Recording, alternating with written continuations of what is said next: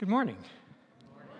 Welcome, everyone, to SSUC, to Southminster Steinhauer United Church, where we're spiritual seekers, all of us, united in community.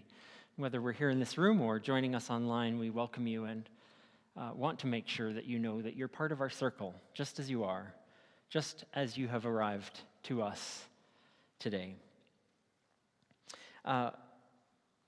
We are, of course, grateful for the land that we have the privilege of meeting upon, and SSUC acknowledges, as it does each time we gather, that we are located on Treaty 6 territory. And we acknowledge the history and the language, the traditions, the spirituality and cultures of First Nations, Métis, all First People of Canada, whose presence continues to enrich our community. And we are grateful for that opportunity to be here as community, as just one part of the long history of this place we call home. And so, as we gather, we light our community candle, and we recognize that its light is our light.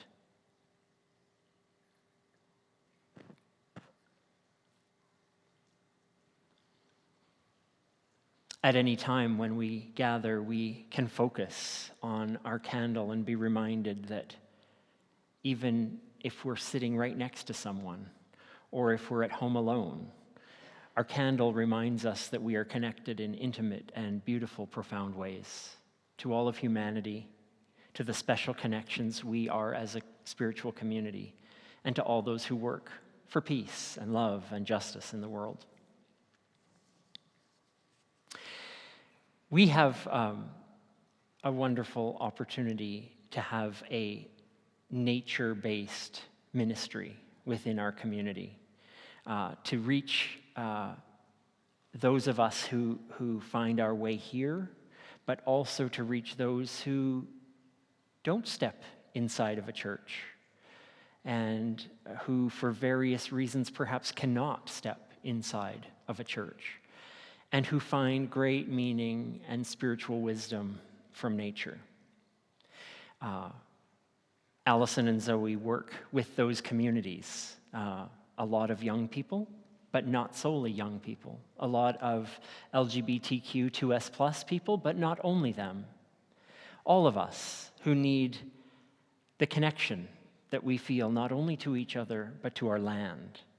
And so every couple of weeks, we hear from Allison and Zoe, usually in person, but in this summertime when lots is happening, they are coming to us by video. And so Allison has a special message for us to connect with the land this morning.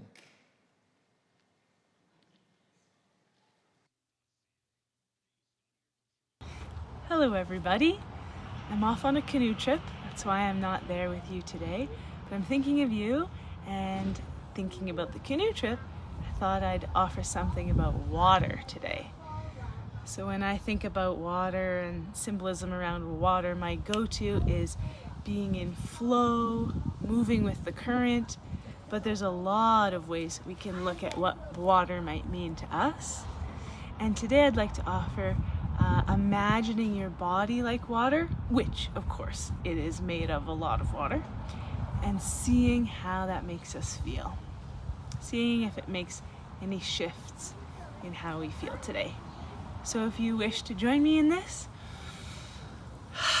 you can come into this seat in this place with a couple deep breaths.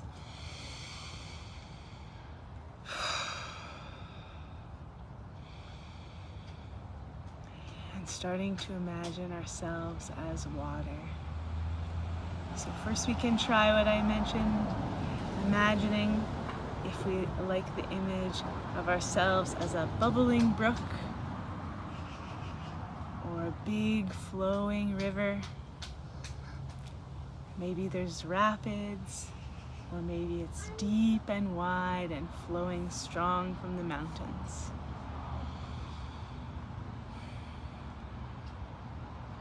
We can check in if we prefer something still, a still still little pond or a big flat lake. Maybe the water's silver in the evening sunset. Or maybe we feel like our bodies are like rain or frozen or like snow. Notice how those make your body feel, and maybe you'll go back to the one that you liked for a couple deep breaths.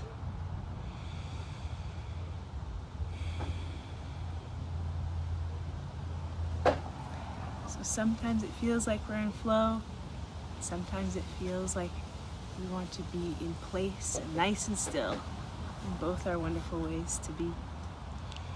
So I'll see you when I get back, and hope you're all well. Bye.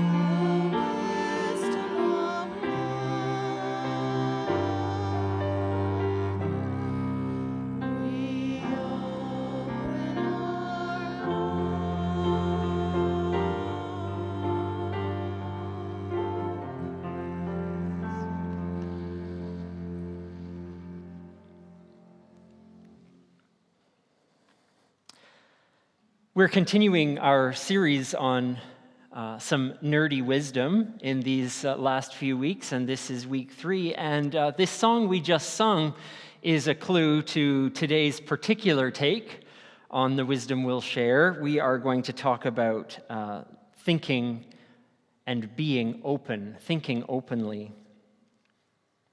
And as we enter into this time, I want us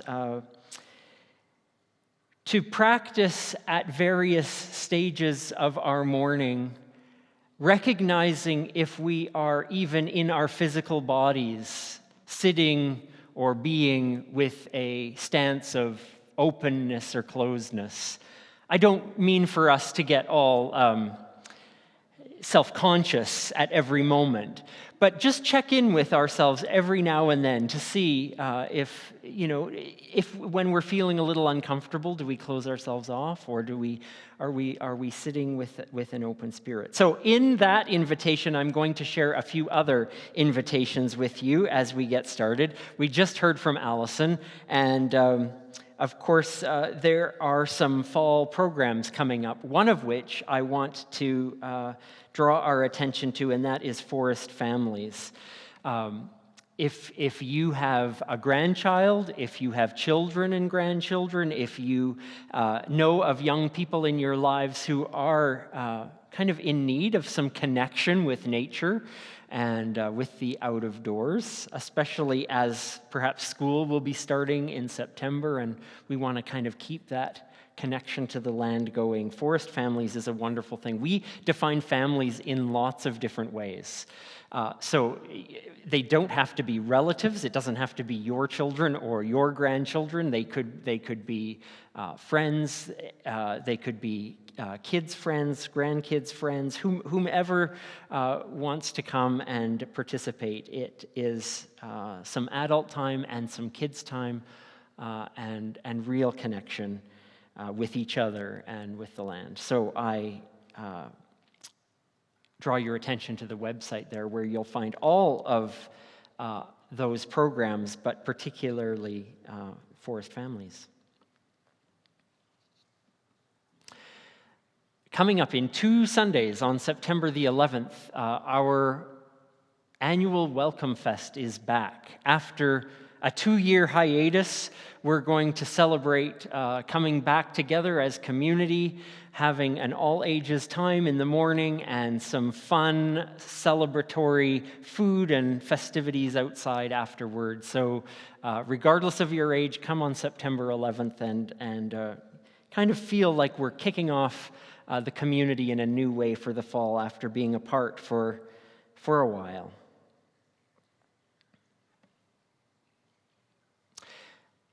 This is a moment to say thank you and kudos to you, SSUC community, for all of the ways that you stepped up in a really quick, fast way to help us with our Bissell backpack drive in the last 2 weeks. We were able to collect over $900 in cash and some backpacks, and some school supplies, which all added up to about 28 backpacks filled with school supplies, some of the more expensive school supplies too that families have trouble with. And families will be able to get those backpacks from Bissell Center in their Family Services Department, where they know where the greatest needs are. And so John, who came and picked those up on Thursday, was just over the moon and was just so excited because he was imagining the faces of the people who were going to get those backpacks and the kids who were going to be so excited. So thank you for everyone who contributed. It was a marvelous way that you responded in such a quick way. Thank you again. We're ready to sing again. Maybe an openness in our heart, in our voice, that we'll express in some way today on this path.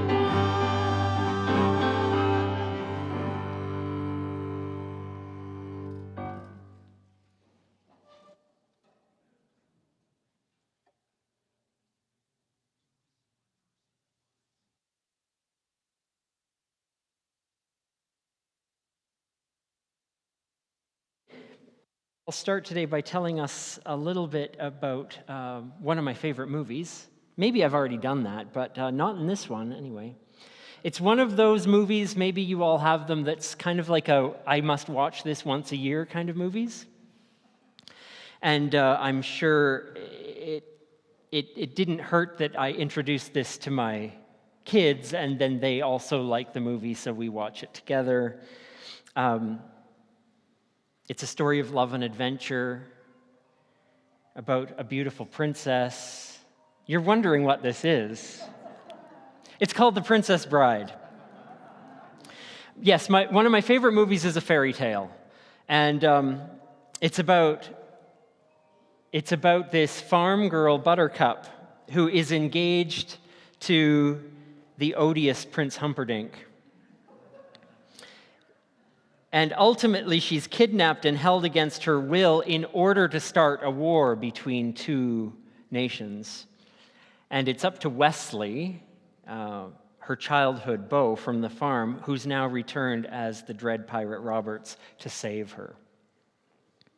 That's it in a nutshell. But along the way, we encounter some great characters, and one of the best is Inigo Montoya, who is a Spanish swordsman. He's one of the kidnappers who, it doesn't take long for him to endear himself to you because he becomes ultimately one of the heroes of the story.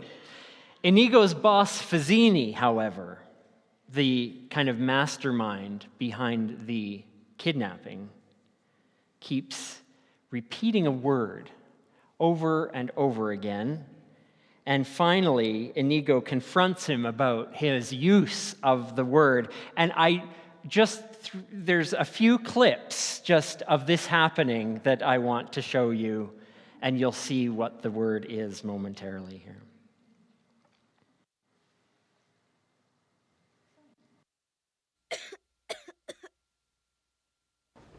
Why are you doing that?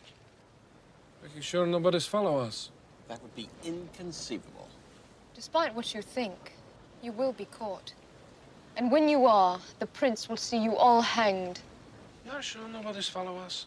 As I told you, it would be absolutely, totally, and in all other ways, inconceivable. No one in Gilder knows what we've done, and no one in Florin could have gotten here so fast. He's climbing the rope. And he's gaining on us. Inconceivable. Faster! I thought I was going faster. You got very good arms. He didn't fall! Inconceivable! You keep using the word. I don't think it means what you think it means.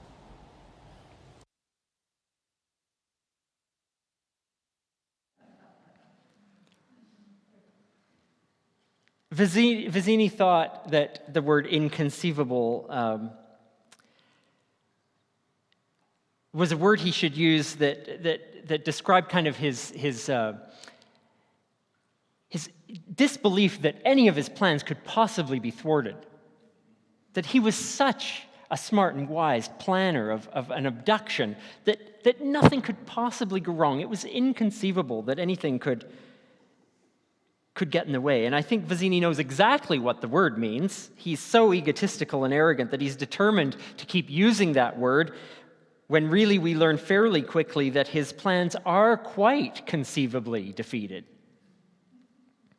And here's why we love Inigo Montoya, who calls him on it. There's really, I don't think, a cynical bone in his body. Inigo could have pointed out to Vizzini that he's wrong. This is very conceivable, all of these things happening. But he didn't. He gave Vizzini the benefit of the doubt, suggested that perhaps, just possibly, he was confused about the dictionary definitions of the words he was using. Inigo, through it all, graciously gives Vizzini a chance to step back from his idiocy and rethink things. Perhaps maybe even come up with a better plan. And because Inigo offered him that opportunity means that he was willing to consider all things possible. Even that his terrible boss knew what he was talking about, which, spoiler alert, he doesn't. In this third week of our Nerd Wisdom series, I want to explore the idea as Inigo introduces it, as open-mindedness as what this might teach us about living with a value of thinking openly. Scientists would tell us that the experiment, any experiment, if it begins with a preconceived notion of the results, is not viable as an experiment. That one must begin the process of experimentation knowing that any result could happen. Discoveries begin with an openness to whatever the results will reveal, guided by the scientific method and data, and not by ideology or bias or personal interests.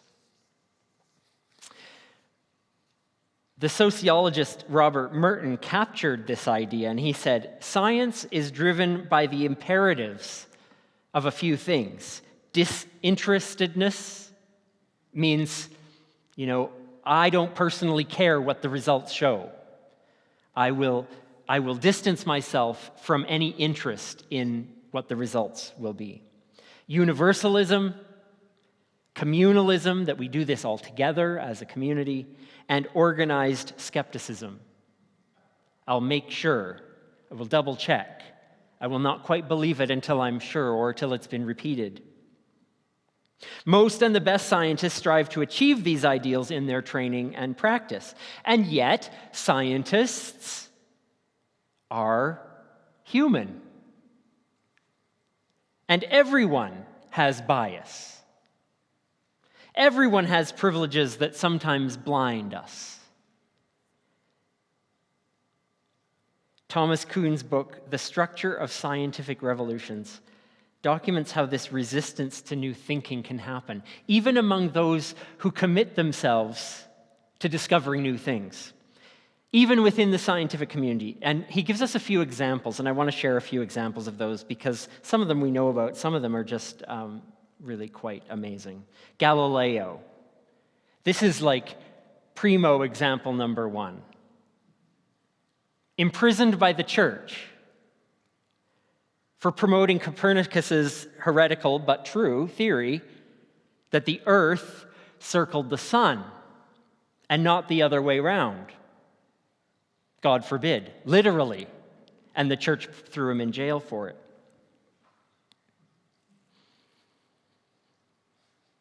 Barry Marshall and Robin Warren's theory that ulcers were caused by the bacterium H. pylori rather than stress ran into a firestorm of scientific skepticism that was only overcome when Marshall swallowed himself a petri dish full of H. pylori and, when you know it, developed ulcers.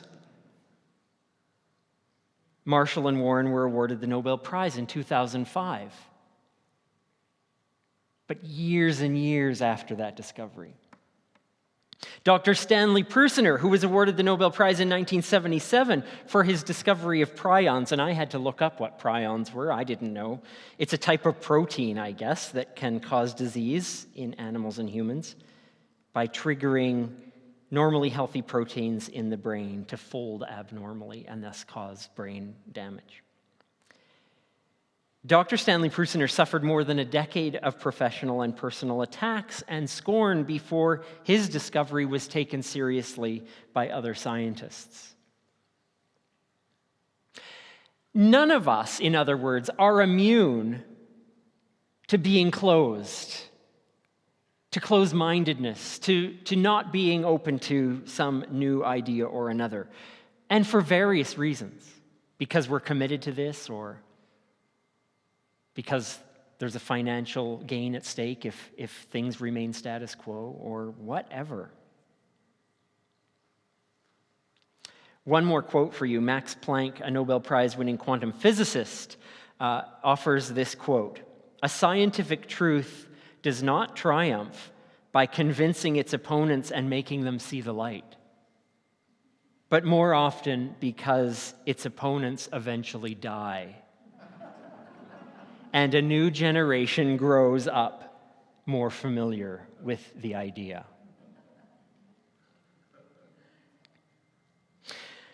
Maybe there's truth in that, or maybe it's just a pessimistic kind of attitude, but obviously thinking openly is the goal, even when we're ensconced in older or long-held understandings. So please, all of us, let's not die before we're willing to consider something new, okay? Promise? Oh my gosh. Can I tell you a story? An old story that comes to us from the Hebrew Bible, written in 2 Kings. One day, a widow sought the advice of the prophet Elisha. She explained that her husband was dead, but that he had owed money, and now the lender was coming to collect from her. Having no money, she was worried for the well-being of her children. Elisha said, "Tell me, what do you have in your house?" "Nothing, really, but a little bit of oil," she said. Elisha told her what to do. "Go up and down the street and borrow jars and bowls from all your neighbors, and not just a few, all you can find. Then come home, you and your sons, pour oil into each container, and when each is full, set it aside." She did what he said. She took her little tiny bit of oil, and she started pouring. And the oil flowed into each jar and bowl until they were full. And until she said to one of her sons, "Another one, please." And he said, "Nope, that's it. There are no more jars." And then the oil stopped. She went and she told this to Elisha, and he said, "Now, go sell the oil, make good on your debts, and live, both you and your sons, on what's left."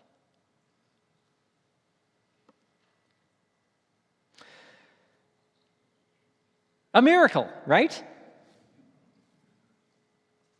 It is. It's a miracle story. And you might be getting sick of hearing me say this. What do we know about how to read biblical miracle stories? They are stories that never happened and are always happening. You have been listening.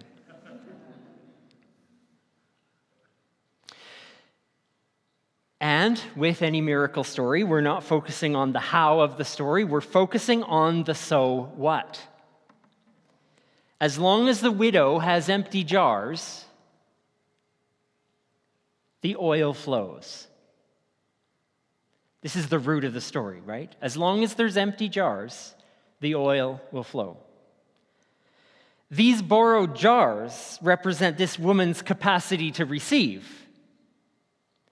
How much oil will she receive? It depends on her capacity to receive it. The more jars she has, the more she's going to get. And it's really a very simple moral story, isn't it? Can we receive more than we're open to? Can we really learn or receive love if we don't have a place prepared to receive it? How can we receive wisdom or grace or peace if we've closed ourselves off to any possibility of it? How can we be accepted if we find ourselves unacceptable? How can we receive love if we deem ourselves unlovable? How can we learn if we think we have nothing to learn?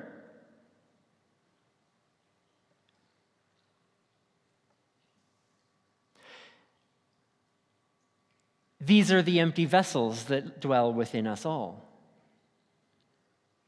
The capacity for something new to find its way into them.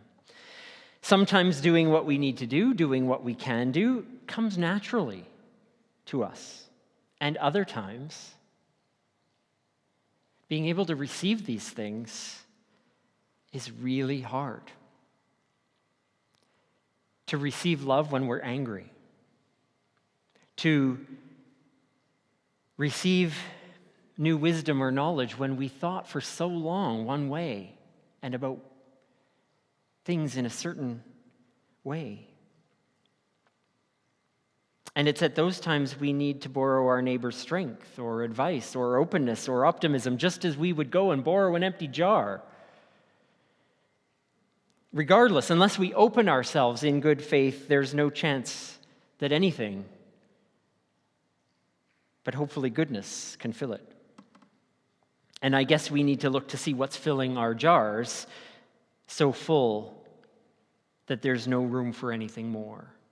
If we find ourselves unable to receive it, then let's look at what's already there, filling it up.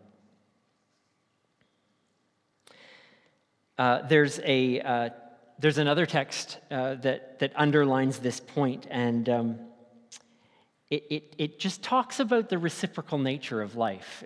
It's from Luke chapter 6, and it's just a little teaching that talks about kind of loving your neighbor, and it goes like this. Don't pick on people. Don't jump on their failures. Don't criticize their faults, unless, of course, you want the same treatment. Don't condemn those who are down. That hardness can boomerang back to you. Be easy on people. You'll find life a lot easier. So give away your life, and you'll find life given back. Not merely given back, though, but a good measure more, pressed down, shaken together, running over. Giving, not getting, is the way forward, because generosity begets generosity.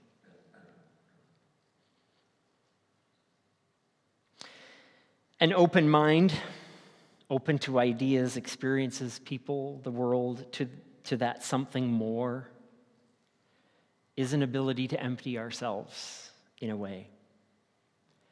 And into that place, welcome something without expecting predetermined outcomes. It means being receptive to new possibilities without prejudging them.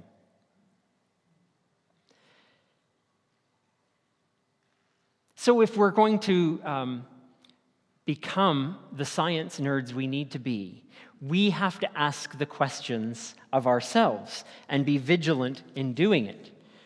We have to ask ourselves, how indifferent is our thinking?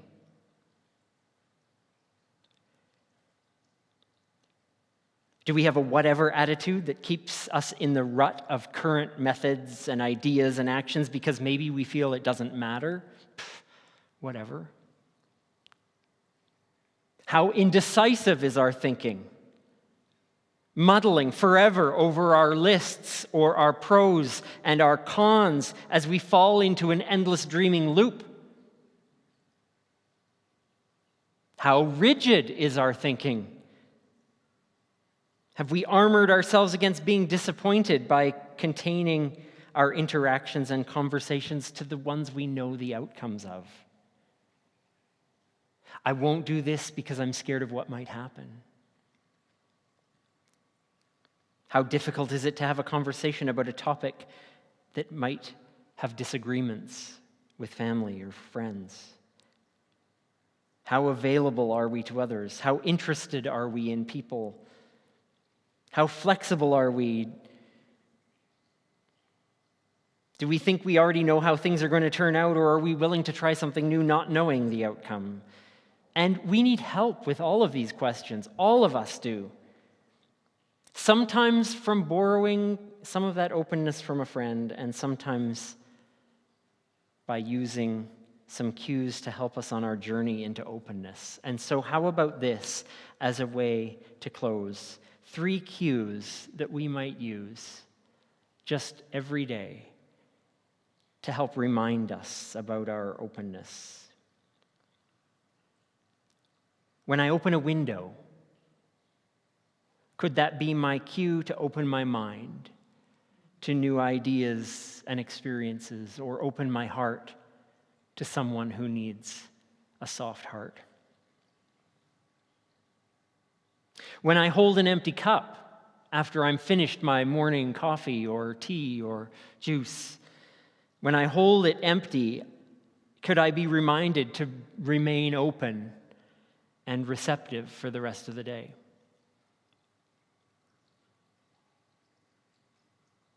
When I see a sign or read an article or a book or see a film in another language,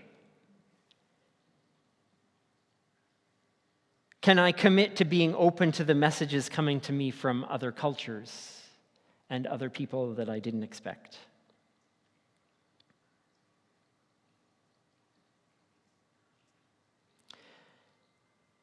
The reality is, nothing would be possible. Nothing new would be discovered. No new direction could ever happen in our lives if first there wasn't an opening for it to get in. If at first we didn't gather all the empty cups that we could possibly find so that we can receive what we need.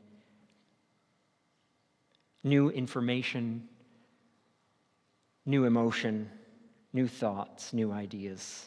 If there are multiple possibilities, then nothing truly is, sorry Vizzini, inconceivable.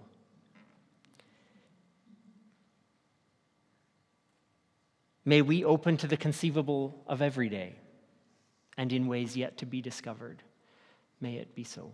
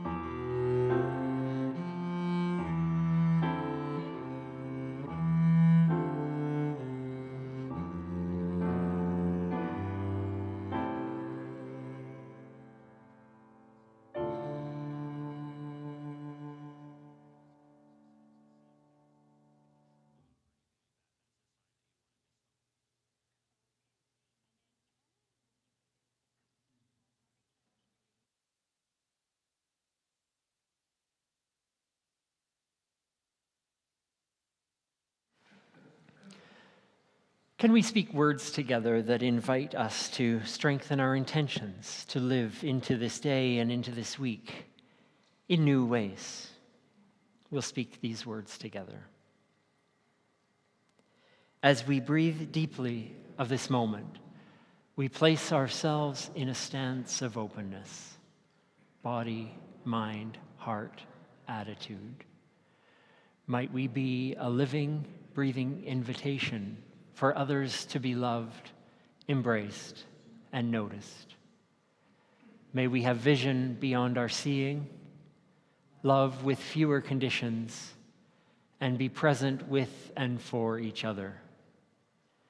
As we recognize where we are too set in our ways and our attitudes, we pray that we might have eyes in love with seeing, ears in love with listening, active minds in love with connecting and learning, and hearts in love with caring. Let's allow our openness to reach out to those who need it most with a respect and gratitude for the widening opportunities we have to fully live and fully love.